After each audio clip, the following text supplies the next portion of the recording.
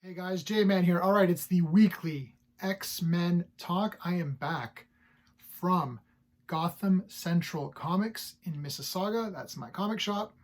Go there every Wednesday. Okay, here's what I picked up. Some random stuff. Now, this I did not get at Gotham Central. I got this at Walmart, but they had it, so I thought, what the heck? I love Destro. He's a cool character. I wasn't really planning on getting these. I have mixed feelings on them, but I mean, this is cool. I'm just going to leave it in the package. It'll go on my shelf. Yep, picked up New Mutants. Duh. I liked it. I like this movie. All right, let's get into the comics. So I picked up the Marvel Voices, Indigenous Voices #1. I think this is just a one-shot. I'm not going to review this here. Maybe I'll review this on another video. Maybe not. I did read it. I liked it. Danny is one of my favorites, so I got this variant cover, which I really like a lot. She looks really good there.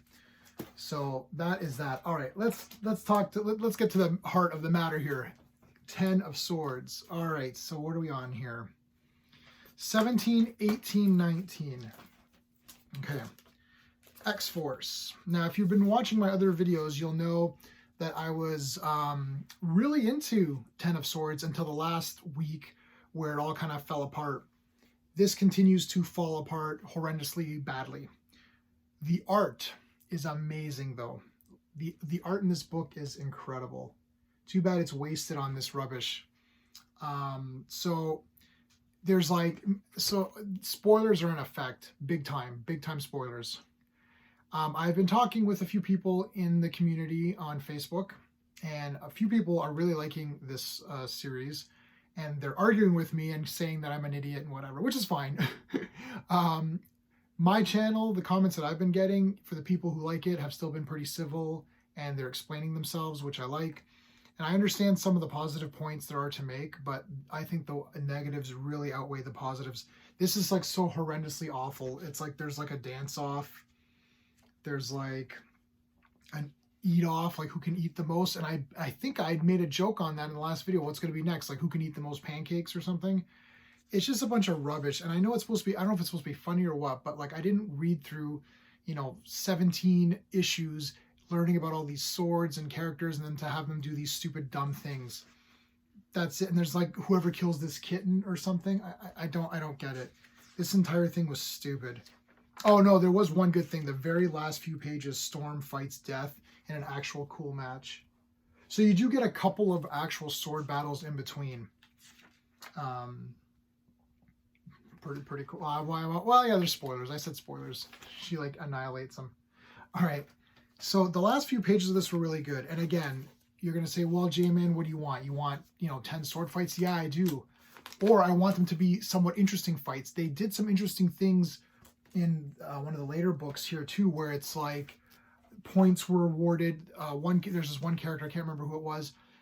I'll show it to you. He was like creating guys, and Gorgon was like killing all these guys. And as he's killing them, each one of those is giving a point to Krakoa. So I was like, okay, that's a bit different because he's fighting multiple guys and he's getting points for those guys. So I kind of liked that. This one's Hellions. Now, this kind of goes away from the Ten of Swords story, and it goes back to Sinister and his band of guys who are, and the Hellions, who are trying to, stop this from ever happening, but it was all just a bunch of lies. Mr. Sinister was lying, and he's never lied to anybody ever, so this is a big shock to everybody. Mr. Sinister lies. Okay, I love it. This was great. This is a great issue. Hellions continues to be, this is like the savior of this week, big time. Again, it has nothing to do with Ten of Swords, really. So you can keep this as its own. You can continue this as part of the Hellions. They meet this guy who's really neat.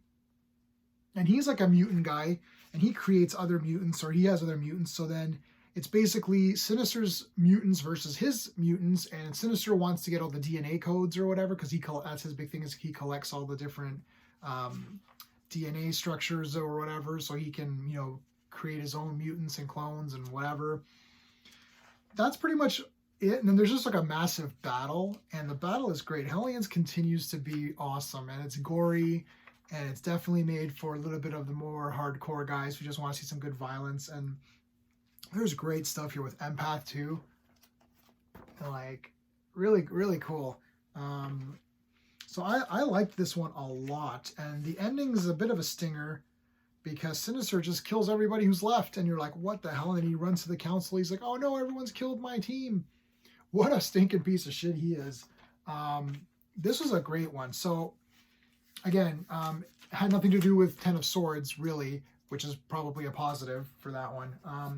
All right, Cable is the next one, number 19. Okay, so 19 does go back to the Ten of Swords story, and it is a little bit better this time around. So a little bit of light at the end of the tunnel with this series, with this issue. We do have some actual proper fights here, finally. The art is great in this book. We have Cable fighting Doug's new wife.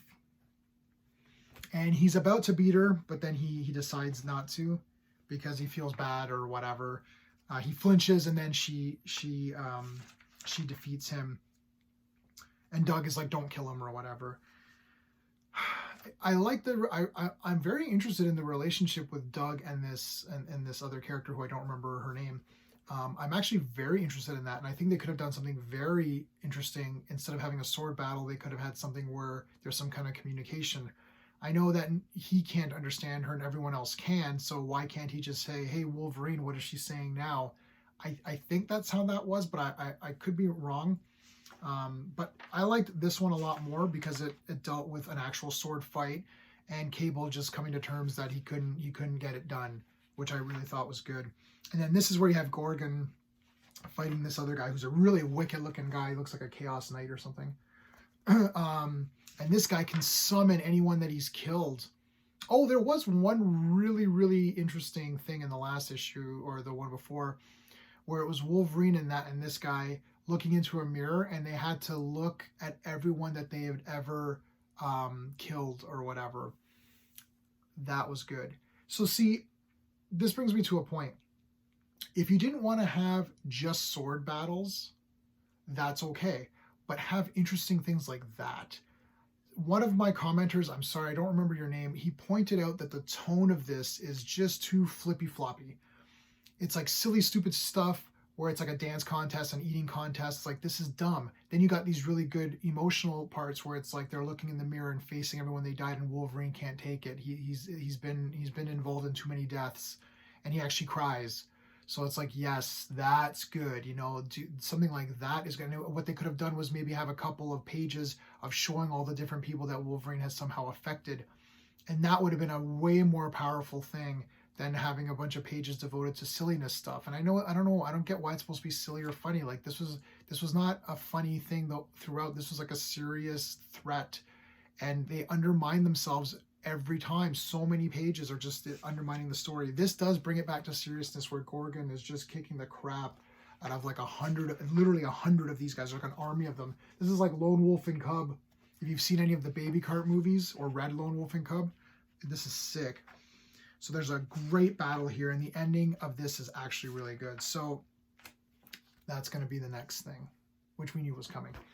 So yeah, I want to say, I want to backtrack a little bit and say, you know, I'm not as tense at this as I was last week. I've mellowed out a little bit, but why I was so tense and why I was so angry is that I was really liking it. And then in these 3 books, there was a lot of good. And even in the last 3 books, there was some good in there as well. And I just feel that if you just would have made this 20 issues and taken out all the silliness and you brought it down to 20, you know, because there's at least 2 books worth of garbage. Just remove all of that, keep the good serious parts, and then you'd have a serious story. But this tone jumping is just brutal for me. I can't take it. Anyways, so that's it for this week. It did end on a high note, so we've only got a few more left in Ten of Swords. So I'm going to complete it, and I'll let you know what I think when it's all said and done. All right, guys, let me know in the comments what you thought of this week's releases. All right, until next time.